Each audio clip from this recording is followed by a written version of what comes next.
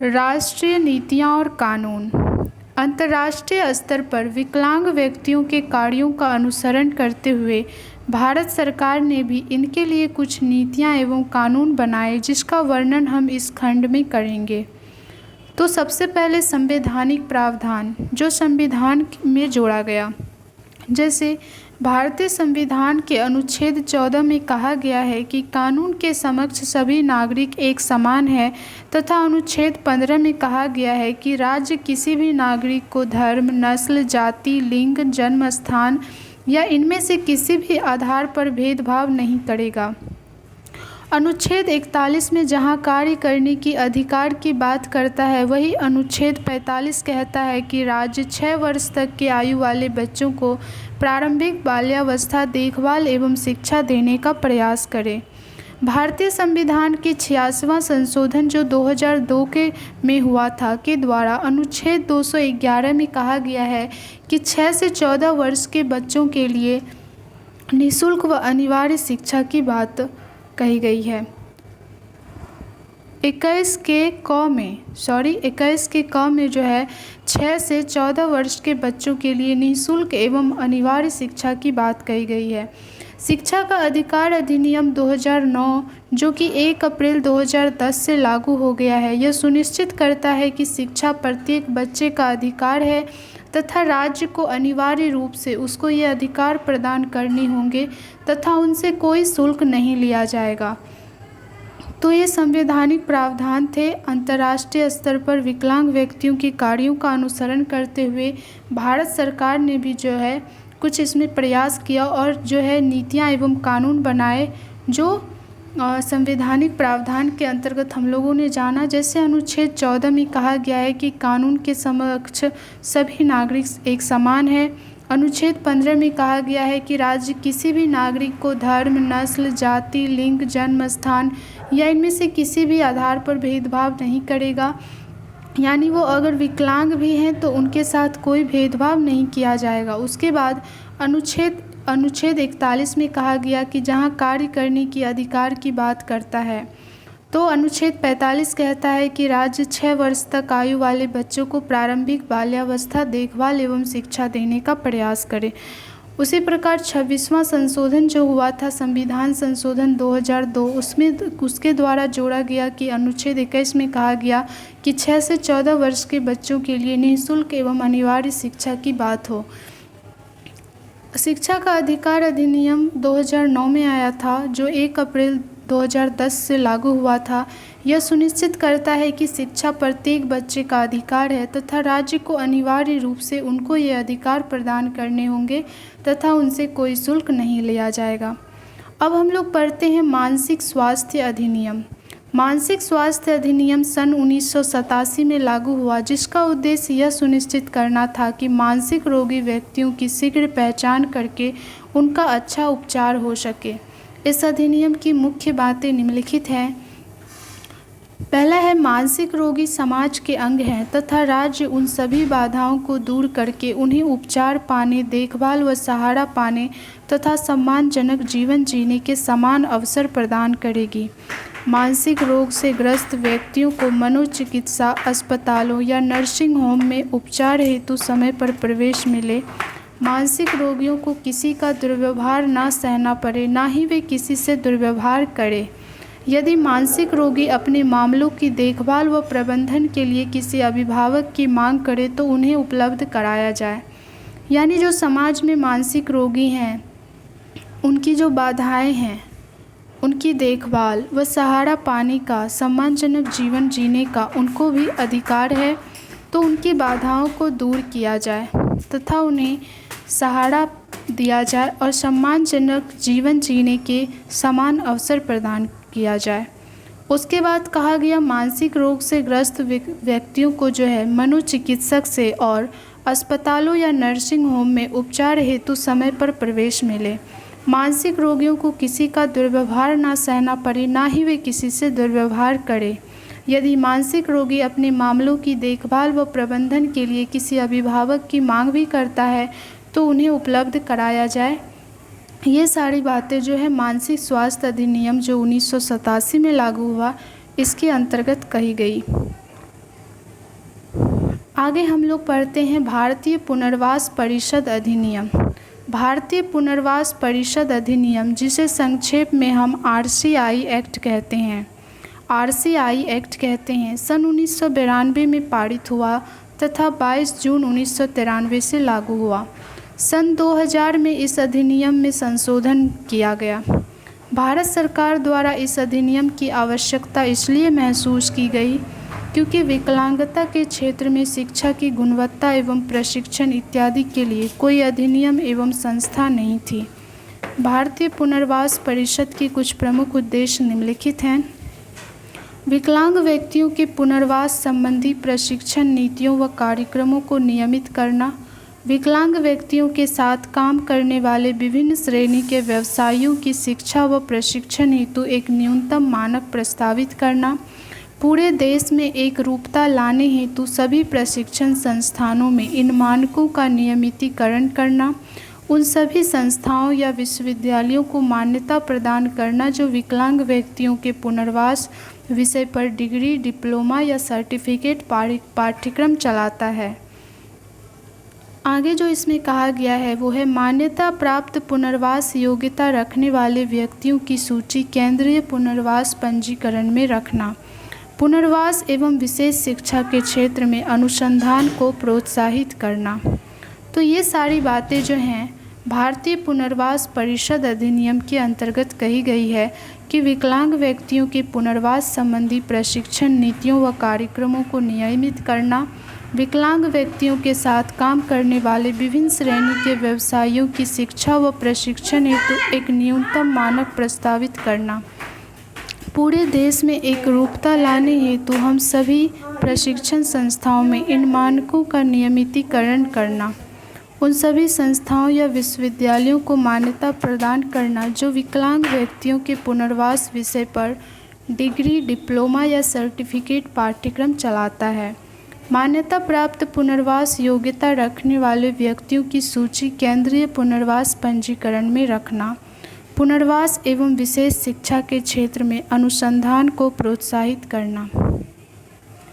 भारतीय पुनर्वास परिषद से मान्यता प्राप्त विभिन्न विश्वविद्यालय, प्रशिक्षण संस्थान व गैर सरकारी संगठन प्रशिक्षण कार्यक्रम चलाते हैं।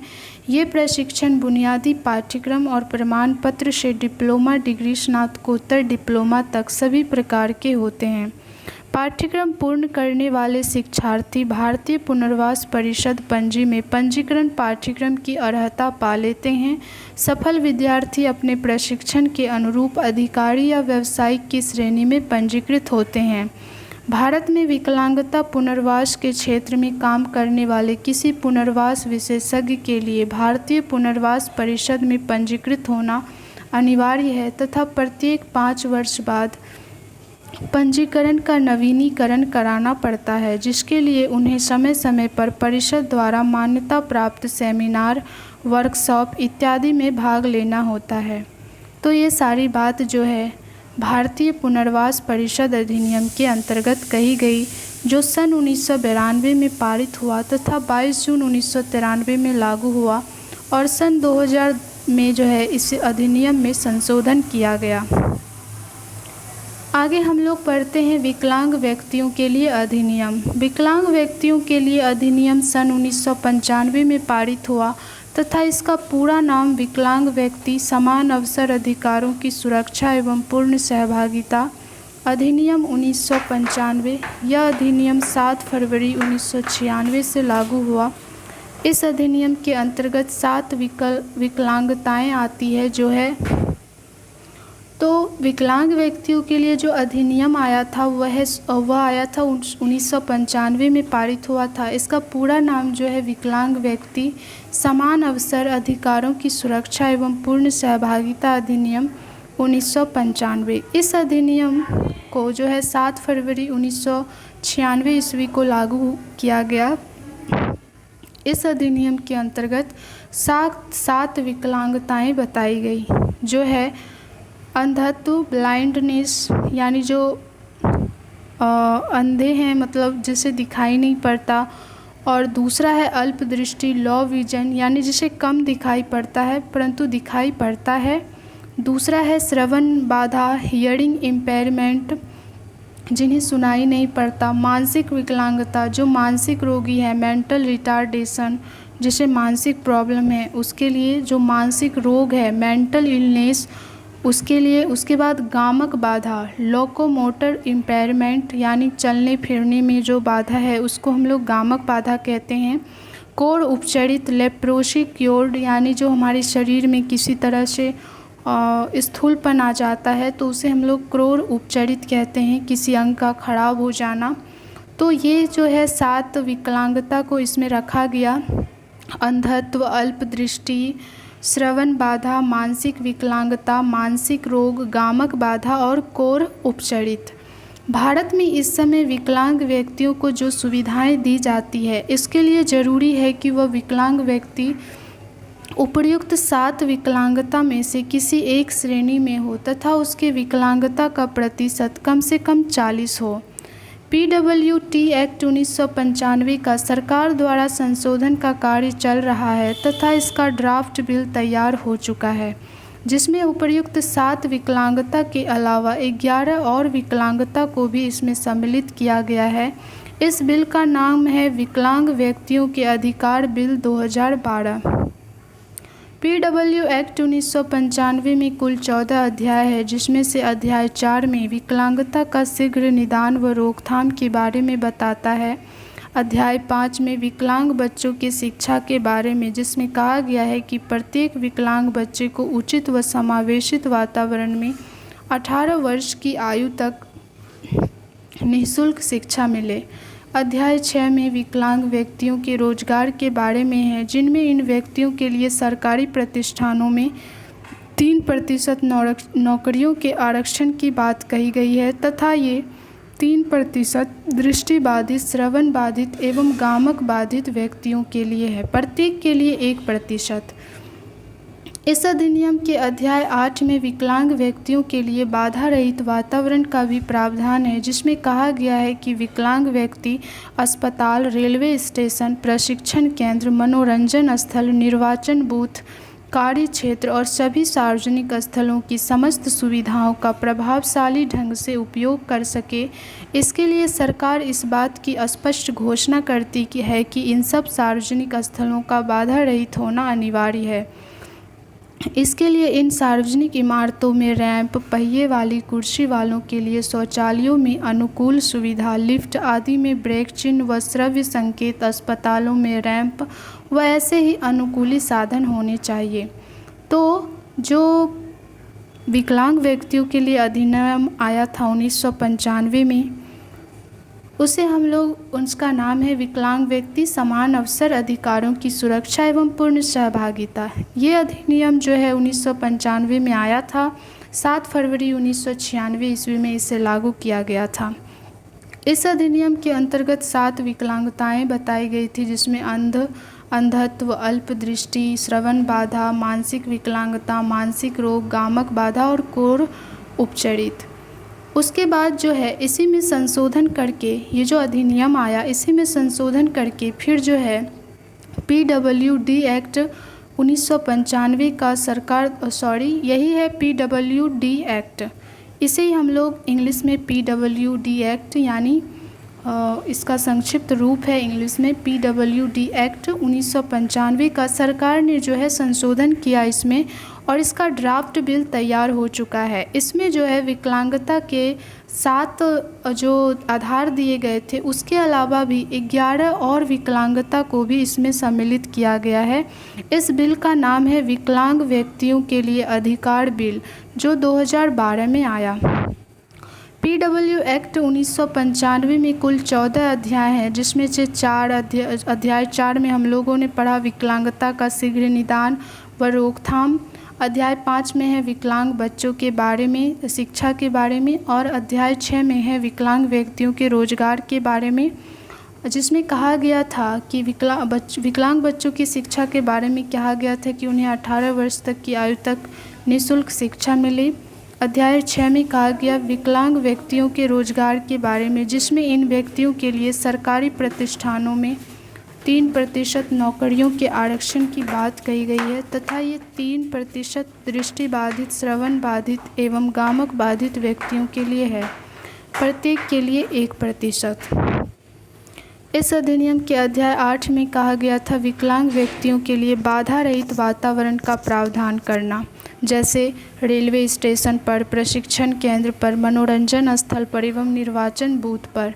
तो इन सभी सार्वजनिक स्थलों की समस्त सुविधाओं का प्रभावशाली ढंग से जो है उपयोग कर सके, इसके लिए ये बाधा रहित होना चाहिए। तो ये बातें कही गई विकलांग व्यक्तियों के लिए जो अधिनियम 1995 में आया था, जिसे हम PWD एक्ट 1995 भी कहते हैं।